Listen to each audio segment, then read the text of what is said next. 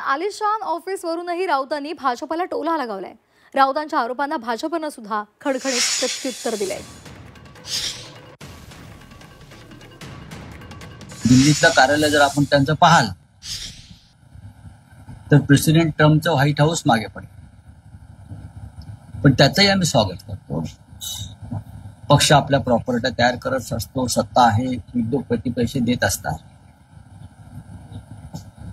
प्रश्न इतकाच आहे, मरीन लाईन्सला अद्याप मराठी भाषा भवन होऊ शकलं नाही।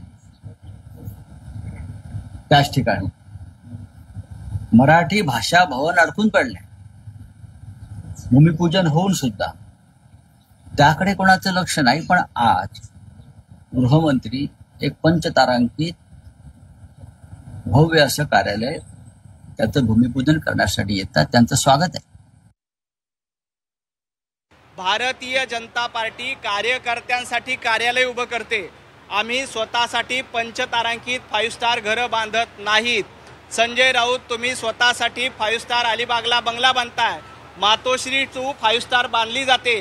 भारतीय जनता पार्टी स्वतःसाठी 5 स्टार घरं बांधत नाही, तर कार्यकर्त्यांसाठी कार्यालय बांधते। ते सुद्धा 90 कोटीला आम्ही जमीन विकत घेतली।